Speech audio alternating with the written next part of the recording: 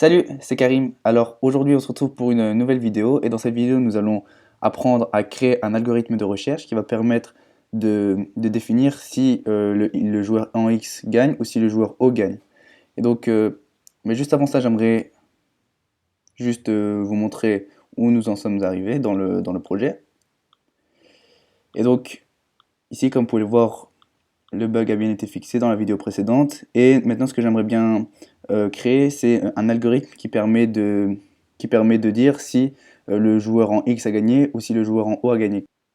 Et donc, comme vous pouvez le voir ici, le O a gagné. Et donc, j'aimerais que lorsque le O gagne ou le X gagne, qu'il y ait dans la console le nom du joueur qui est gagné et tout simplement une phrase qui dit que le joueur a gagné. Et du coup, je vous propose d'implémenter ça aujourd'hui, en tout cas dans cette vidéo. Et j'aimerais juste préciser que avant de commencer la vidéo, j'ai déjà créé des listes qui vont nous être utiles dans cette vidéo. Et donc ici, je vais expliquer ces deux premières listes. La liste X, c'est une liste qui va permettre en tout cas qui va recenser toutes les positions en X et en Y des valeurs, des cases ayant une valeur de X.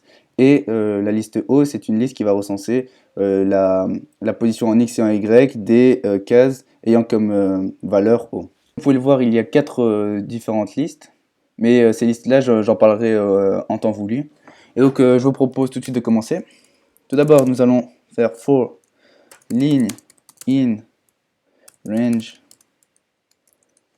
0, length self gris, comme ceci. For colon in range 0, length self gris. Et donc ici, au lieu de Y et I, je considère que c'est toujours plus explicite de mettre ligne et colonne. Comme ça, vous pouvez vraiment remarquer, enfin, vous pouvez vraiment comprendre quelles sont quelle est la position de chaque case. Maintenant, nous allons créer une condition. La condition, elle est vraie lorsque une case a la valeur X. Alors, nous allons tout simplement créer une variable X position.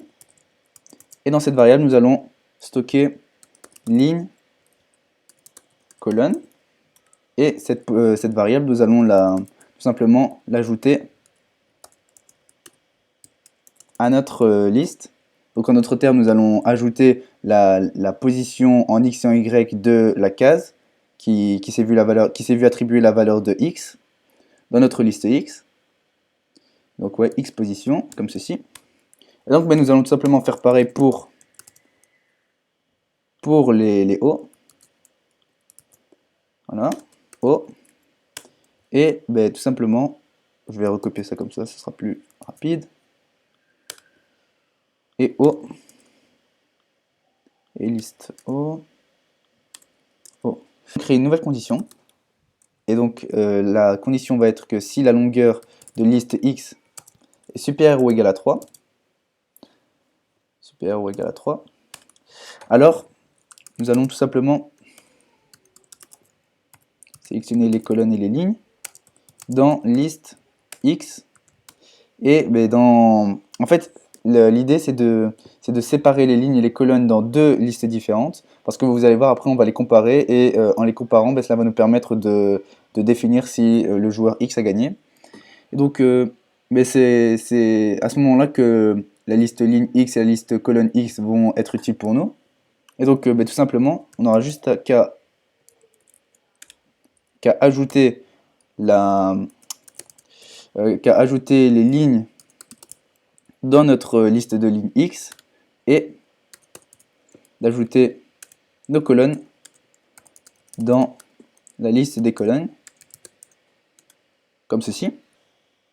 Et donc maintenant, nous allons tout simplement créer la condition qui va nous permettre de dire si le joueur en X a gagné de façon horizontale, puisque comme vous le savez, on peut gagner de façon horizontale, de façon verticale ou de façon diagonale, ou en tout cas en diagonale.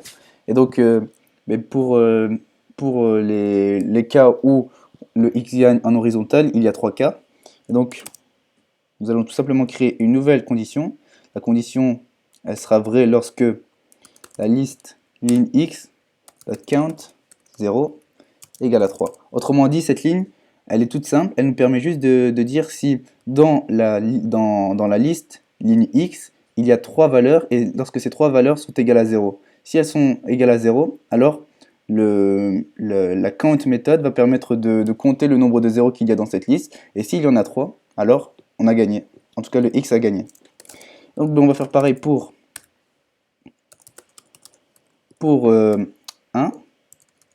la valeur 1, parce que la valeur 1 dans les lignes, elle correspond à la deuxième ligne de notre grille. Et ben, nous allons faire pareil pour la dernière ligne, pardon. Count 2 égale 3. Et lorsque cela est vrai, ben, nous allons juste print x gagne, comme ceci. Et donc maintenant nous allons voir ce qui se passe. Donc tout simplement comme ceci. Et donc ben, comme vous pouvez le voir dans notre console, on voit que x gagne. Pourquoi? Parce que les 3 sont alignés. On va voir pour la dernière ligne, juste pour... Oups. Ok, voilà. Pour la deuxième. Et pour la troisième. Ah. Et voilà. Ben donc cela marche parfaitement. Et donc maintenant nous allons créer la condition si les x sont alignés de façon verticale. Donc ben, c'est un peu la même chose. Enfin, c'est même totalement la même chose. Sauf que on va changer à liste qui va être égale à liste colonne. Et donc pareil. Égale à 3 ou liste colonne x count 1 égale à 3 ou liste colonne x dot count 2 égale à 3. Et donc là pareil, on va afficher que x gagne.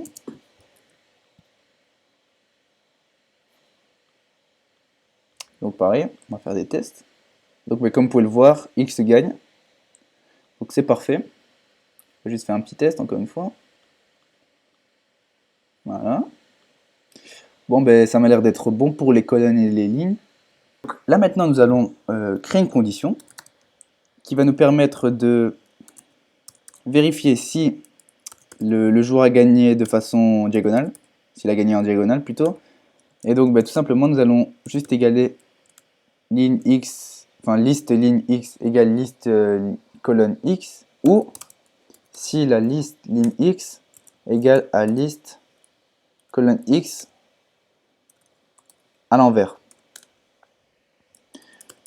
Et donc lorsque cela se passe, lorsque cette condition est vraie, gagne, comme ceci. Et donc ben, je vais juste afficher le résultat, enfin afficher plutôt les deux listes, comme ça on peut voir ce qui se passe réellement.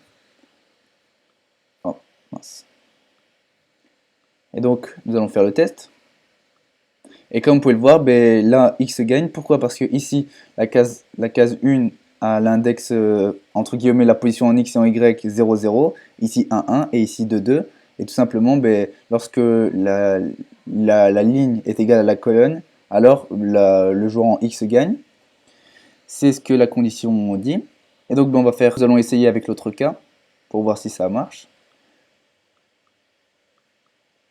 Et comme vous pouvez le voir, ça marche. Pourquoi? Parce que ici, l'index, en tout cas la position en x et en y, ici c'est 2 0, 1 1 et 0 2. Et tout simplement, ben, on a juste inversé la liste des colonnes pour qu'elles correspondent à la liste ligne x. Et donc, ben, vu que cela est respecté, alors notre joueur x gagne. Que nous allons vérifier pour les hauts. Voilà, je copie juste ici et je colle là. Donc ben, on remplace tous les x par des 0, en tout cas par des O, comme ceci.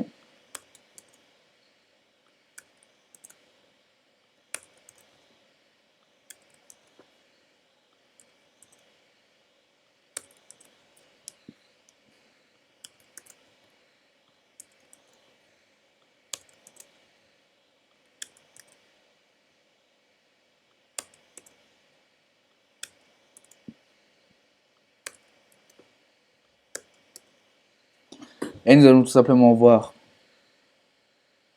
comment ça fonctionne, si ça marche réellement.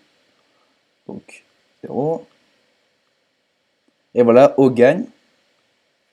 Maintenant, on va voir à l'horizontale si ça marche. Ici, O gagne, d'accord.